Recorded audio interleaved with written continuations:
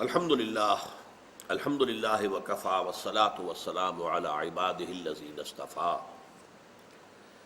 اما بعد فقد قال اللہ تبارک وتعالی کما ورد فی سورۃ الجمعہ اعوذ باللہ من الشیطان الرجیم بسم اللہ الرحمن الرحیم یسبح للہ ما فی السماوات وما فی الارض الملک القدوس العزیز الحکیم هو الذی بعث فی الامیین رسولا منہم یتلو علیہم آیاتہ ویزکیہم ویعلمہم الکتاب والحکمہ وإن كانوا من قبل لفی ضلال مبین صدق اللہ العظیم۔ سورہ جمعہ کی پہلی آیت پر ہماری گفتگو مکمل ہو چکی ہے۔ دوسری آیت ہے جو اس سورہ مبارکہ کا عمود ہے، مرکزی مضمون ہے، اور جیسا کہ میں عرض کر چکا ہوں یہ جوڑا بنتا ہے سورہ صف کا۔ اس کی مرکزی آیت یا عمود هو الذی ارسل رسولہ بالہدی ودین الحق لیظہرہ علی الدین کلہ، اور وہ میں نے آپ کو نوٹ کرایا تھا سورہ صف کے درس میں، یہ الفاظ حضور کے لیے قرآن میں 3 مرتبہ ہے۔ اس سے ان الفاظ کی اہمیت پر دلالت ہوتی ہے کہ واقعتاً الفاظ بہت اہم ہیں، ایک ایک لفظ پر ڈیرا لگا کر اچھی طرح اس پر غور و فکر کرنا چاہیے۔ وہ جو غالب کہتا ہے کہ گنجینہ معنی کا طلسم اس کو سمجھیو جو لفظ کے غالب میرے اشعار میں آوے۔ میرے شعر میں کوئی لفظ یوں ہی نہیں آ جاتا، جو لفظ آتا ہے وہ معانی کا ایک خزانہ ہوتا ہے، لہذا غور کیا کرو اچھی طرح۔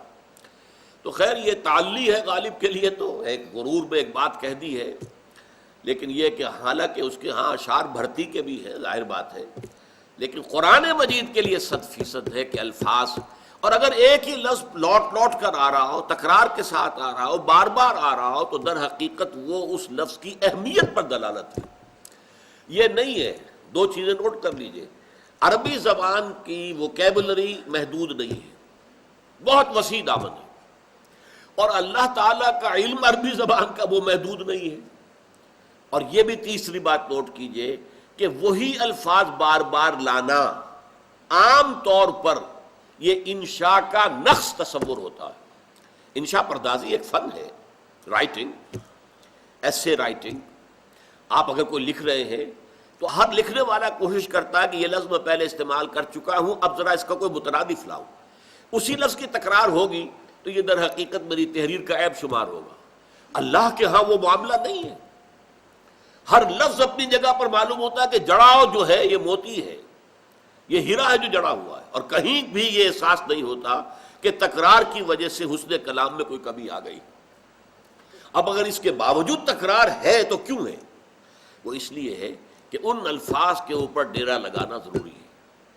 اب نوٹ کیجئے جو مرکزی مضمون اس آیت کا ہے یہ بھی قرآن میں 4 مرتبہ آیا، یہ اہمیت پر دلالت کرنے والی شے، اس لیے کہ مقصد اپنی جگہ پر بہت اہم ہے، مقصد کے حصول کا طریقہ کار اس سے بھی زیادہ اہم ہے۔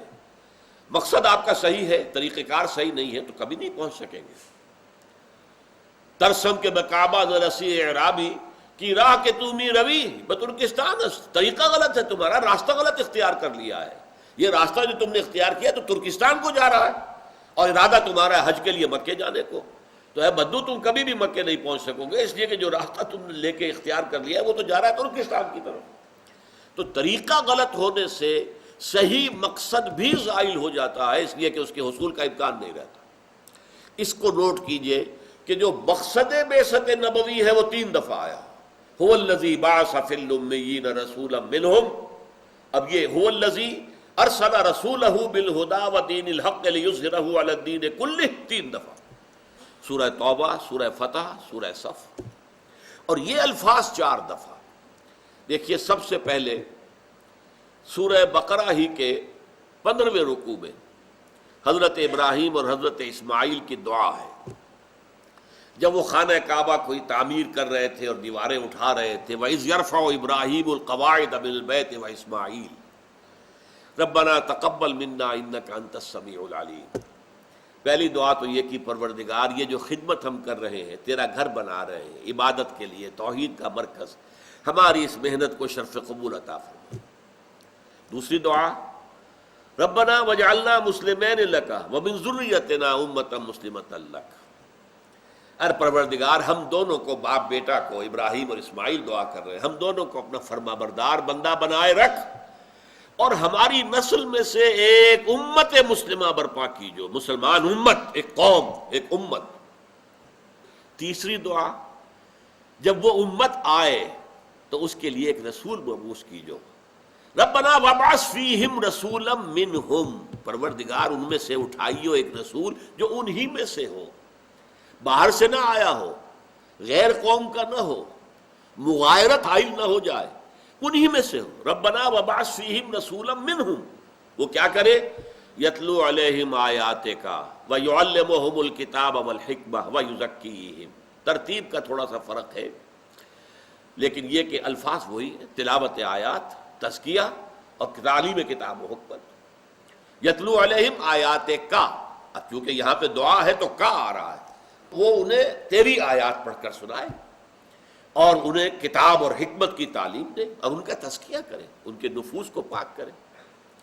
اس دعا کی قبولیت کا اعلان ہو رہا ہے 18ویں رکوع میں سورہ بقرہ ہی کے، کما ارسلنا فیکم رسولا منکم، دیکھو اے بنی اسماعیل، ہم نے بھیج دیا ہے اپنا ایک رسول تم میں جو تم ہی میں سے ہے، جو بات کہی تھی ابراہیم اور اسماعیل نے کہ منہم، انہی میں سے، تم ہی میں سے، کما ارسلنا فیکم رسولا منکم یتلو علیکم آیاتنا، جو تمہیں سناتا ہے ہماری آیات، ویزکیکم، اور تمہیں پاک کرتا ہے۔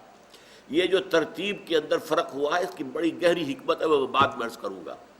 وَيُعَلِّمُكُمُ الْكِتَابَ وَالْحِكْمَةَ، اور تمہیں وہ کتاب اور حکمت کی تعلیم دے رہا ہے۔ یہ سورہ بقرہ میں 2 مرتبہ آ گئی یہی 4 اصطلاحات۔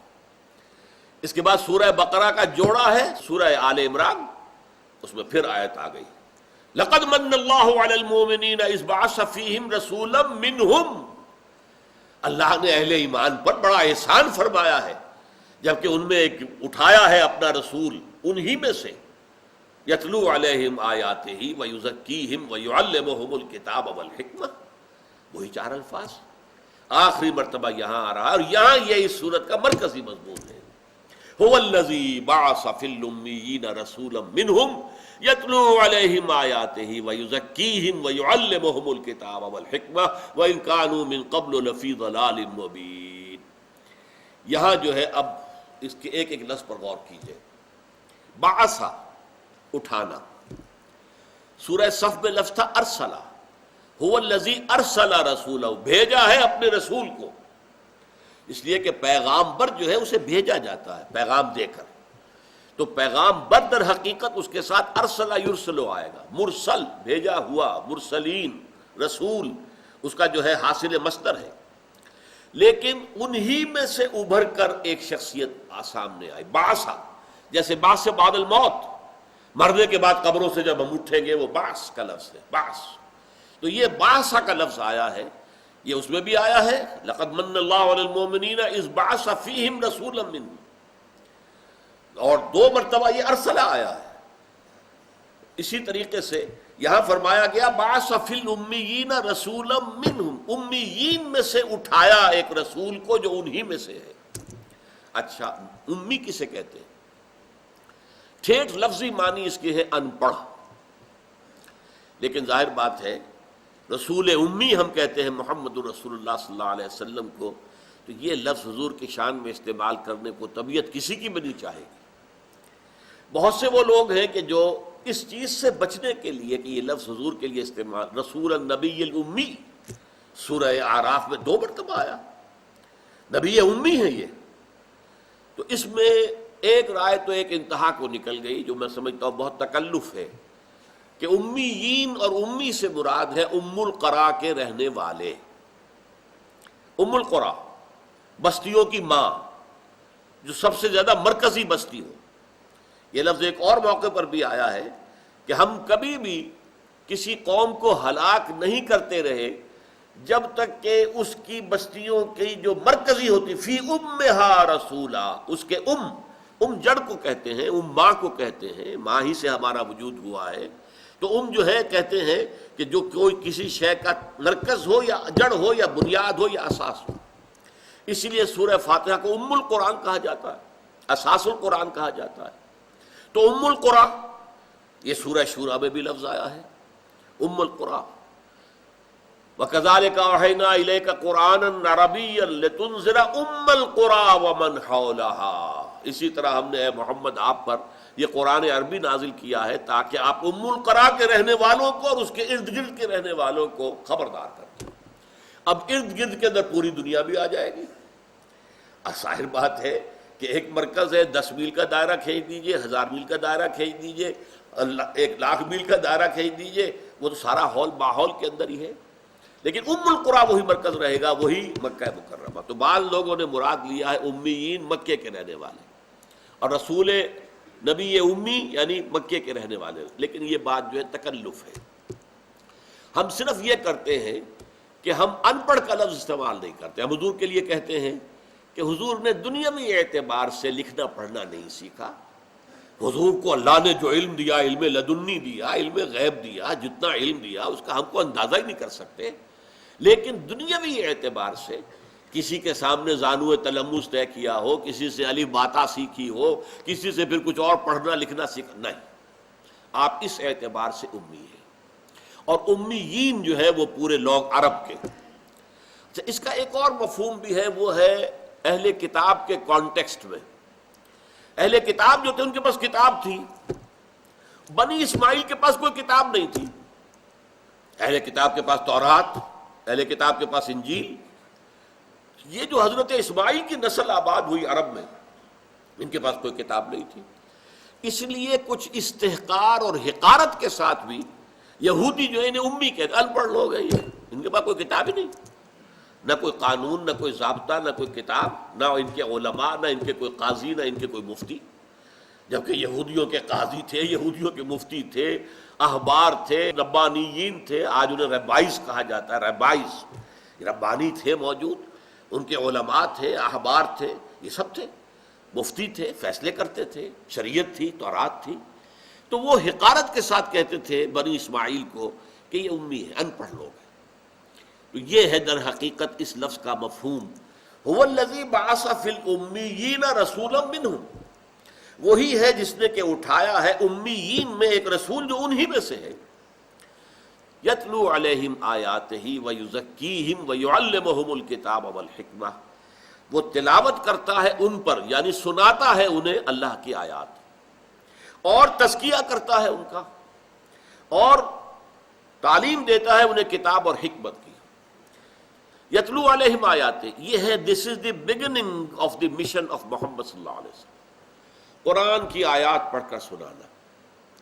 چنانچہ سیرت سے بھی معلوم ہوتا ہے حضور نے اپنے خطبے، اپنے وعظ نہ کہنے کے برابر، بہت کم، مدینہ میں آ کر تو پھر بھی بعض آپ نے خطبات دیے ہیں مختلف مواقع کے اوپر، لیکن یہ کہ مکے میں جہاں آپ گئے قرآن پیش کیا، قرآن پڑھ کر سنایا۔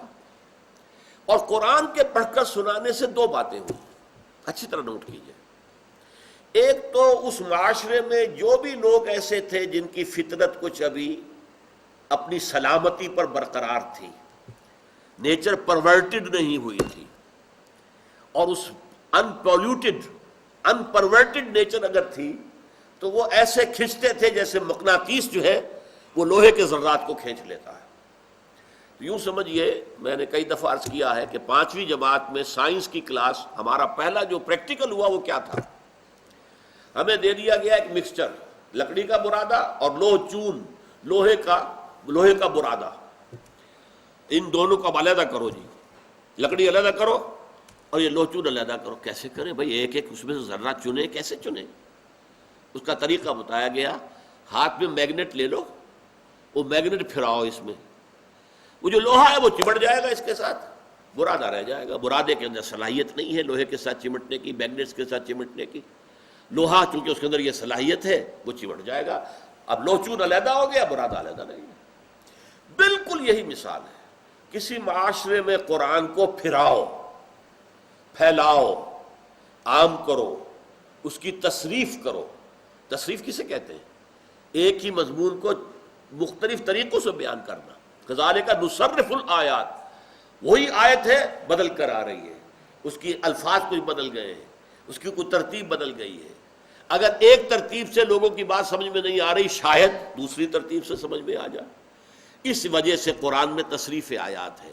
اب آپ اس قرآن کو اس میگنیٹ کی طریقے سے معاشرے میں پھرا دیجئے، جن کی جو فطرت ہے وہ سلامتی پر، صحت پر کچھ برقرار ہے، وہ کھنچے ہوئے آئیں گے. تو ان کو کھینچ لینا، انہیں اٹریکٹ کرنا، یہ پہلا کام ہے تلاوت آیات کے نتیجے میں. روحیں کھنچی آئیں گی. وہ یہ کیا ہے؟ از کجا می آئے دی آواز دوست.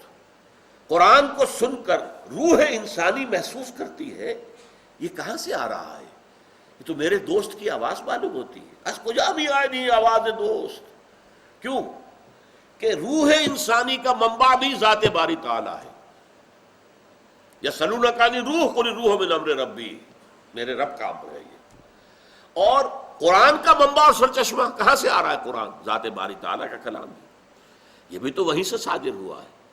تو جیسے آپ پنجابی میں گرائیں کہتے ہیں، کہیں آپ کو کسی غیر ملک میں کوئی پاکستانی نظر آ جائے تو آپ ایک دم لپکتے ہیں اس کی طرح ملاقات کریں گے. اسی طریقے سے کوئی اور قریبی نظر آ جائے، اسی طریقے سے یہ از کجا می آئے دن آواز دوست، روح انسانی تڑپ کر لپکتی ہے.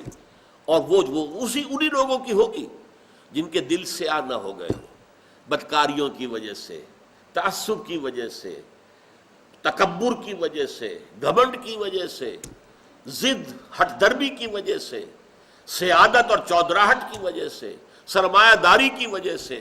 اگر دل تاریک ہو چکے تو بات اور ہے، دلوں پر اگر غلاف چڑھ چکے ہیں تو بات اور ہے.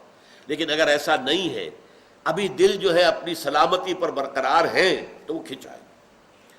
اب دوسرا کام کیا کرے گا قرآن مجید؟ ان کے ذہنوں کے اشکالات رفع کرے گا. ان کے دل تو صاف تھے اسی لیے کھنچائے ہیں وہ، لیکن ذہنوں میں ہو سکتا ہے جو اس دور کے نظریات ہیں، اس دور کے فلسفے ہیں، اس دور کے عقیدے ہیں، موروثی عقیدے ہیں، وہ بیٹھے ہوئے ہیں ان کے ذہنوں کے اندر. اب یہ تطہیر ذہن و فکر ہے جو قرآن کرے گا. اس میں سے شرک کو نکال دے گا، اس میں سے الحاد کو نکال دے گا، مادہ پرستی کو نکال دے گا، اس میں ایمان باللہ پیدا کرے گا، اس میں آخرت پر ایمان پیدا کرے گا، اس میں رسالت پر ایمان پیدا کرے گا.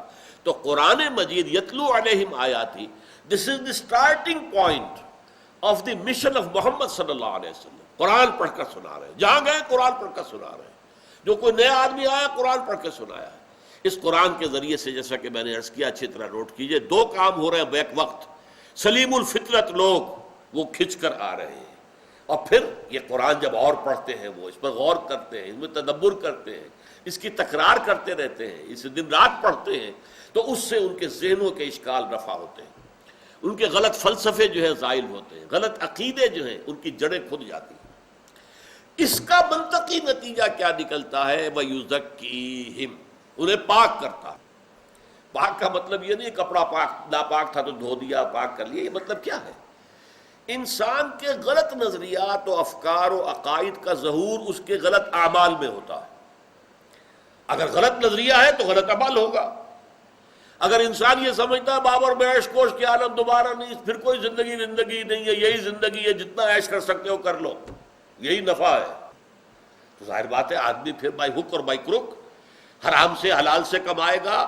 جو بھی اپنی خواہشات نفس سے انہیں پورا کرے گا، یہ نہیں دیکھے گا کہ حلال کیا حرام کیا ہے، جائز کیا ناجائز کیا ہے، صحیح کیا ہے غلط کیا ہے. تو یہ اصل میں اس کے فکر کا نتیجہ ہے. اس کے فکر میں اگر آپ نے آخرت کا تصور قائم کر دیا، اب ظاہر بات ہے کہ وہ تو پھونک پھونک کر قدم رکھے گا. لو سانس بھی آہستہ کہ نازک ہے بہت کام، آفاق کی اس کارگہ شیشہ گری کا، بچ بچ کر چلو، کہیں ایسا نہ ہو کہ کوئی ایسا کام سرزد ہو جائے جس پر پکڑ ہو جائے آخرت میں، کوئی ایسا لفظ زبان سے نکل جائے جس کی جواب دہی مشکل ہو جائے کہ تمہیں یہ بات کہنے کا حق حاصل نہیں تھا، تم نے کیسے کہہ دیا. یہ ہے تزکیہ، اور یہ ہے فطری تزکیہ، یہ ہے سلوک محمدی صلی اللہ علیہ وسلم. اصل میں جب سے ہم نے قرآن سے دوری اختیار کی، ہم نے سبسٹیٹیوٹ کیا ہے اس کو، جسے ہم تصوف کہتے ہیں. تصوف کے طریقے کچھ ہندوؤں سے سیکھے، مراقبے، جیسے وہ جو ہے آسن لگا کر بیٹھتے ہیں، یہ آسن اختیار کرو، اس طرح بیٹھو اور اس طرح تصور کرو اور اس طرح ضرب لگاؤ. یہ کہاں سے؟ یہ محمد نے تو نہیں سکھایا صلی اللہ علیہ وسلم. یہ کہاں سے لے آئے؟ فلاں روشنی نظر آئے گی، نیلی نظر آئے گی، کالی نظر آئے گی، پیلی. بھائی حضور نے نہیں فرمایا، کہیں قرآن نے نہیں فرمایا. ہو سکتا ہے کہ ہو، اور تمہاری جو ورزشیں تم کرتے ہو یہ بھی نفسیاتی ورزشیں ہیں، اس کے یہ اثرات ظاہر ہو جاتے ہو، اب اس کا انکار نہیں کرتے. اب یہ نہیں کہتے کہ آپ جھوٹ بول رہے ہیں، لیکن یہ ثابت نہیں ہے محمد الرسول اللہ صلی اللہ علیہ وسلم سے. محمد کا طریقہ تزکیہ کیا تھا؟ وہ یہ تھا کہ قرآن اندر اتارو. یا ایھا المزمل قم، اے نبی، اے مزمل، اے کمبل اوڑھ کر لیٹنے والے، قم اللیل الا قلیلا نصفہ او انقص منہ قلیلا او زد علیہ ورتل القرآن ترتیلا. اور بعد میں کہا گیا، ہمیں معلوم ہے کہ آپ بھی کھڑے رہتے ہیں 2/3 رات، اور آپ کے ساتھی بھی. وطائفۃ من الذین معک، یہ کیا کرتے تھے؟ قرآن کو اپنے اندر اتارو تو یہ پت جھڑ کے پتوں کی طریقے سے یہ سارے کے ساری برائیاں جھڑ جائیں گی. اس لیے کہ تمام برے اعمال کا جو مرکز ہے وہ برا تصور ہے، غلط تصور ہے. کوئی غلط میٹا فزکس بیٹھا ہوا ہے دماغ کے اندر، کوئی غلط نظریہ ہے، کوئی میٹیریلزم ہے، کوئی امپیریسزم ہے، کوئی لاجیکل پازیٹیوزم ہے، کوئی چیزیں ہیں جو یہاں بیٹھی ہوئی ہیں، کوئی ڈاروینزم ہے جس نے تمہیں حیوان بنا دیا ہے، تم صرف ایک ترقی یافتہ حیوان بن کر رہ گئے ہو. کوئی نہ کوئی مارکسزم تمہارے دماغ میں بیٹھا ہوا ہے جس نے تمہیں صرف پیٹ کا غلام بنا دیا ہے.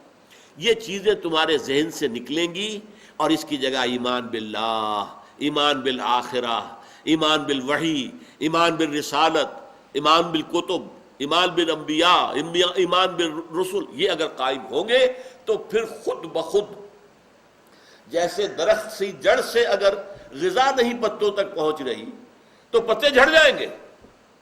جھڑ جانا، مر جانا ہے. اسی طرح ہمارے اس جسم کے درخت کے اندر جو آلائشیں لگی ہوئی ہیں، جو غلط عادات ہیں، غلط اعمال ہیں، غلط دلچسپیاں ہیں، یہ ساری چیزیں جو ہے خود بخود رفع ہو جائیں گی جب دل کے اندر ایمان آ گیا اور دماغ میں انسان کے لیے صحیح فکر، صحیح نظریہ اور صحیح اس کے خیالات کے لیے بنیادیں قائم ہو گئی. یہ تزکیہ ہے. اچھا، جب تزکیہ ہو گیا، اب اس کے بعد گویا کہ زمین تیار ہوئی. وَيُعَلِّمُهُمُ الْكِتَابَ. اصل میں دیکھیے یہ ایک ہی لفظ قرآن کے لیے مختلف الفاظ آ رہے ہیں. آیات مراد ہے قرآن، یتلو علیہم آیاتہ، قرآن. یزکیہم، قرآن مجید کی اخلاقی تعلیمات، یہ نہ کرو، یہ کرو، یہ اخلاقی تعلیمات، یہ محاسن اخلاق ہیں، یہ چیزیں سیئات ہیں انسان کی زندگی کی. اور نمبر 3، اب احکام آتے ہیں. نماز پڑھو 5 وقت، اور اللہ ہمت دے تو مزید نفل نمازیں پڑھو، تہجد پڑھو، اشراق پڑھو، چاشت پڑھو، اوابین کے نوافل ادا کرو، لیکن 5 نمازیں تو لازم ہیں، اور وہ بر وقت اور جماعت کے ساتھ مردوں کے لیے لازم ہے. روزے رکھو رمضان کے. یہ شراب حرام ہے، ہاں اس میں کچھ فوائد بھی ہیں. ابھی اخبار میں آیا ہے کہ شراب میں کوئی جز ایسا ہے جو ہارٹ اٹیک کو روکتا ہے. ٹھیک ہے، میں نے کہا کہ یہ تو قرآن مجید کی تصدیق ہی ہو رہی ہے نا. قرآن مجید نے کہا فیہما اسم کبیر ومنافع للناس. شراب میں اور جوئے میں کچھ لوگوں کے لیے فائدے بھی ہیں، لیکن اس میں کبیر ہے، بہت بڑا گناہ ہے. اسمہما اکبر من نفعہما، ان کا جو گناہ کا پہلو ہے وہ ان کے نفع کے پہلو سے بہت بڑا ہے، لہذا چھوڑ دو. انسان یہی کرتا ہے نا، ہمیشہ جو ہے جج کرتا ہے کسی چیز کے اندر خیر کتنا ہے، شر کتنا ہے. شر زیادہ ہے چھوڑ دو، دفع کر دو. خیر زیادہ ہے لے لو، اختیار کر لو. تو اس اعتبار سے یہ ہے احکام. کتاب کا لفظ قرآن میں آتا ہے احکام کے لیے. کتب علیکم الصیام کما کتب علی الذین من قبلکم، فرض کر دیا گیا تم پر روزہ رکھنا. اور اسی طریقے سے ان الصلاۃ کانت علی المؤمنین کتابا موقوتا، نماز جو ہے وہ تو اہل ایمان پر فرض کر دی گئی ہے، کتاباً لازم کر دینا. اصل میں کسی شے کو لکھ دینا جو ہے گویا کہ اسے پکا کر دینا ہے، پتھر پر لکیر ہو گئی. آپ نے زبانی ایک بات کہی اور آپ نے کہا نہیں بھائی لکھ دو اس کو، لکھ دے، گویا کہ یہ بات اب پختہ ہو گئی، اب ادھر سے ادھر ہونے کا سوال نہیں. لہذا جو حکم قرآن میں مجید میں آئے ہیں شرعی، وہ لفظ کتاب کے ساتھ آئے. کتب علیکم اذا حضر احدکم الموت ان ترک خیرا الوصیۃ للوالدین والاقربین. تم میں سے اگر کوئی مالدار ہے، اس کی موت کا وقت آ گیا ہے، تو اس پر لازم کیا گیا ہے کہ وہ وصیت کرے. یہ شروع میں حکم تھا، بعد میں ختم ہو گیا. جب وراثت کے احکام آ گئے، والدہ کا حق معین، والد کا حق معین، بیٹے کا حق معین، بیٹی کا حق معین، اس کے بعد یہ بیوی کا حق، شوہر کا حق معین ہو گئے، تو پھر یہ جو آیت ہے منسوخ ہے کہ لازم نہیں ہے۔ البتہ حضور نے اسے برقرار رکھا ہے کہ 1/3 اپنی وراثت کی حد تک تم وصیت کر سکتے ہو، لیکن وصیت وارث کے لیے نہیں ہوگی۔ جس کا حق اللہ نے معین کر دیا اس کے لیے مزید نہیں دے سکتے تم۔ غیر وارث ہے، اس کو دو، دوستوں کو دینا ہو، کسی دین کے کام کے لیے دینا ہو، کسی ادارے کو دینا ہو، دے سکتے ہو، لیکن 1/3 کی حد تک۔ 2/3 لازماً جو ہے وہ اس قانون وراثت کے تحت تقسیم ہوگا۔ اس اعتبار سے جہاں بھی کتبہ کا لفظ آیا ہے، کتب علیکم القتال وہو کرہ لکم، اب تم پر جنگ فرض کر دی گئی ہے اور تم اسے بھاری سمجھ رہے ہو، یہ جو کتبہ، تو کتاب سے مراد ہے احکام شریعت، the do's and don'ts of the Sharia, یہ کرو یہ نہ کرو۔ اور آخری جو مرحلہ ہے اس تعلیم نبوی کا، وہ تعلیم حکمت ہے۔ یہ اصل میں انسان کے فہم اور عقل کی وہ میچورٹی ہے، وہ پختگی ہے۔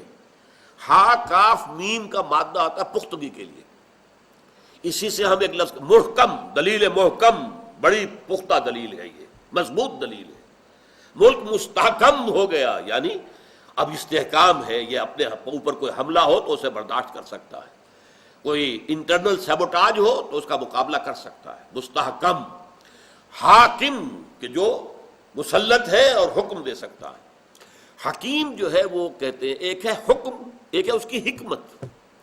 تو حکمت 2 طرح کی ہے، ایک حکمت اصولی ہے، وہ ہے ایمان کی حکمت۔ ایک تو ہے اللہ کو مان لیا، آخرت کو مان لیا، ایک ان ایمانیات کے اندر جو اصل شے ایسنس ہے اس تک رسائی ہو جائے، انسان پہنچ جائے اس تک، اور اس کا ذہن اور قلب دونوں مطمئن ہو جائے، جس کو کہ قرآن مجید میں نفس مطمئنہ کہا گیا ہے۔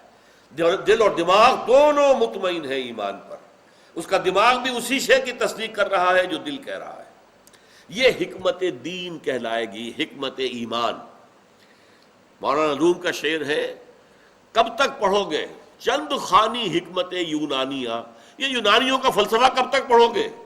حکمت ایمانیہ راہم بخواں، ایمان کی حکمت پڑھو، ایمان کی دانائی، ایمان کا فلسفہ۔ اور ایک ہے حکمت احکام کی، روزہ کیوں فرض کیا گیا تم پر؟ لعلکم تتقون، نماز کیوں فرض کی گئی تم پر؟ لذکری، اقیم الصلاۃ لذکری۔ زکوٰۃ کیوں فرض کی گئی؟ تمہارے تزکیہ نفس کے لیے۔ یہ دل سے مال کی محبت کم ہوگی تو تمہارے جو ہے نفوس ان کے اندر تزکیہ پیدا ہوگا۔ تو احکام کی حکمت یہ چوٹی کی شے ہے۔ ایک انسان اس حد تک پہنچ جائے کہ پورا دل مطمئن ہو، واقعی حکم یہی ہونا چاہیے تھا، دیکھنا تقریر کی لذت کے جو اس نے کہا، میں نے یہ جانا گویا اب یہی میرے دل میں ہے، واقعتاً یوں ہی ہونا چاہیے تھا۔ اسی کو کہتے ہیں اسلام پر شرح صدر۔ اللہم ربنا نور قلوبنا بالایمان، اے اللہ ہمارے دلوں کو تو نور ایمان سے منور کر دے۔ واشرح صدورنا للاسلام، اور ہمارے سینوں کو اسلام کے لیے کھول دے کہ اسلام کا ہر حکم ہمیں معلوم ہو کہ ہاں میری فطرت کی پیاس یہی ہے، میری عقل کا تقاضا یہی ہے، میری فطرت جو ہے پکار رہی ہے اسی بات کے لیے کہ یہ حق ہے، یہی حق ہے، یہی صحیح ہے، یہی درست ہے۔ جب یہ ہم آہنگی ہو جاتی ہے شریعت کے احکام اور انسان کے ذہن و فکر اس کے ساتھ، تو یہ ہے میچورٹی کا اور تعلیم نبوت کا گویا کہ سب سے اونچا مقام۔